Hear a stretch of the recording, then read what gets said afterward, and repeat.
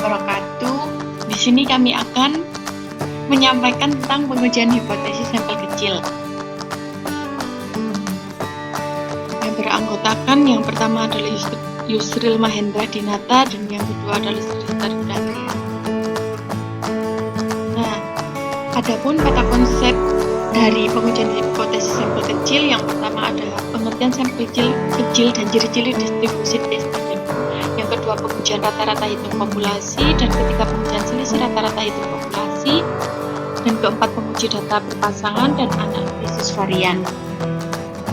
Nah, jadi pengertian pengujian hipotesis sampel kecil yaitu jumlah sampel kurang dari 30 maka nilai standar deviasi S fluktuasi relatif besar sehingga nilai uji Z atau Z sama dengan mu per S akar N tidak bersifat normal. Oleh karena itu, untuk sebaran distribusi sampel kecil dikembangkan suatu distribusi khusus yang dikenal sebagai distribusi T atau T1.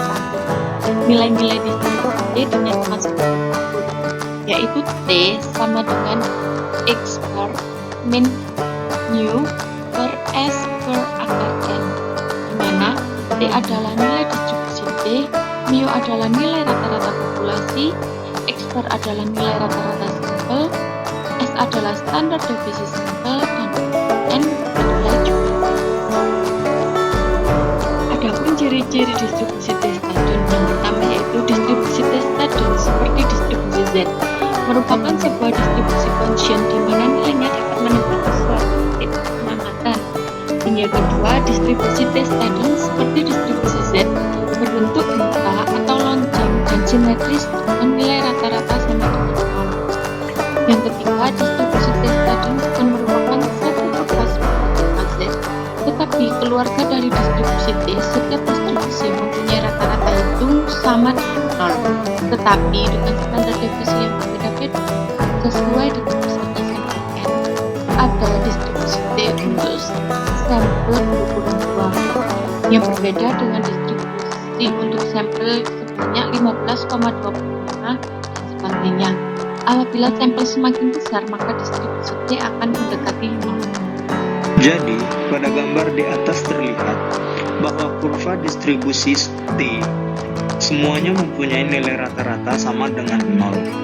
Namun, standar deviasinya berbeda. Standar deviasi dengan derajat bebas V, di mana V sama dengan N-1. Semakin tinggi, maka akan mendekati normal pada V sama dengan 2. Mempunyai puncak yang datar, serta lebih lebar dibandingkan dengan V sama dengan 15 dan V sama dengan 25. Apabila jumlah V relatif besar atau mendekati 30, maka kurva distribusi T akan mendekati kurva normal, itu distribusi Z. Dimana kita lihat bersama, di distribusi Z, di sebelah kanan atau yang berwarna hijau adalah daerah penolakan taraf nyata 5%, sedangkan daerah yang putih di sisi kiri adalah daerah yang tidak menolak H0 yang dibatasi oleh garis 1,645 dari skala Z. Sedangkan distribusi 1, di mana di bagian putih adalah daerah yang tidak menolak H0, dan daerah yang sebelah kanan yang berwarna pink bisa dikatakan adalah daerah yang penolakan tarafnya 5% dengan batasan 2,042. Dari kedua gambar ini dapat kita lihat perbedaan nilai kritis antara distribusi T dan Z. Distribusi T mempunyai nilai kritis yang lebih besar dibandingkan distribusi Z. Hal ini terjadi karena distribusi T mempunyai standar deviasi yang lebih besar dibandingkan dengan distribusi Z. Apa dampak dari nilai kritis pada distribusi T dibandingkan dengan distribusi Z? Ada 3 dampak yang terjadi, yaitu yang pertama, interval keyakinan distribusi T atau P sama dengan min T lebih kecil sama dengan T lebih kecil ditambah T0 akan lebih besar dibandingkan dengan interval keyakinan distribusi Z, di mana P dalam kurung min Z lebih kecil daripada Z dan lebih kecil daripada plus Z. Yang kedua adalah daerah di mana H0 tidak ditolak pada distribusi T, lebih besar dibandingkan distribusi Z. Jadi, kemungkinan menerima H0 akan lebih besar pada distribusi T dibandingkan dengan distribusi Z. Adapun tahap-tahap menguji rata-rata hitung populasi dalam sampel kecil adalah sebagai berikut. Yang pertama adalah merumuskan hipotesa 0 dan hipotesa alternatif. Yang kedua adalah menentukan taraf nyata apakah 1%, 5%, atau pada taraf lainnya, serta mengetahui titik kritis berdasarkan pada tabel T-student. Yang ketiga adalah menentukan uji statistik dengan menggunakan rumus uji T. Yang keempat, menentukan daerah keputusan, yaitu daerah yang tidak menol dan daerah yang menolak H0. Dan yang terakhir adalah mengambil keputusan untuk menolak dan menerima dengan membandingkan nilai kritis taraf nyata dengan nilai uji T.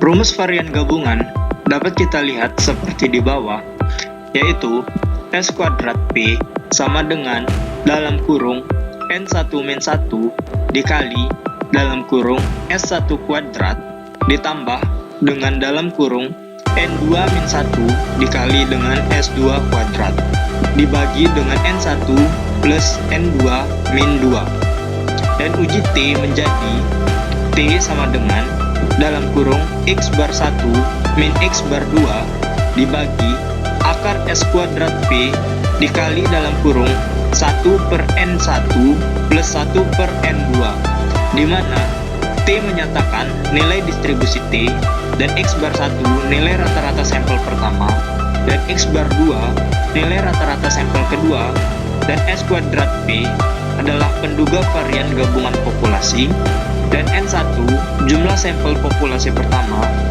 N2 jumlah sampel populasi kedua, dan S1 kuadrat adalah varian sampel pertama, dan S2 kuadrat sama dengan varian sampel kedua. Nilai pembagi pada varian segabungan yaitu dalam kurung N1 plus 1, N1 plus N2 min 2 juga merupakan derajat bebas untuk gabungan antara dua sampel, sedangkan untuk satu sampel derajat bebasnya adalah N-1. Statistik untuk pengujian hipotesa data berpasangan dinyatakan sebagai berikut, di mana T sama dengan D bar per SD dibagi dengan akar N, dan standar deviasi atau SD dirumuskan sebagai berikut. Standar deviasi atau SD sama dengan akar epsilon D kuadrat dikurangi dengan D kuadrat per N dibagi dengan N-1, di mana T melambangkan nilai distribusi dan D bar nilai rata-rata perbedaan antara pengamatan berpasangan. SD standar deviasi dari perbedaan antara pengamatan berpasangan. N jumlah pengamatan berpasangan.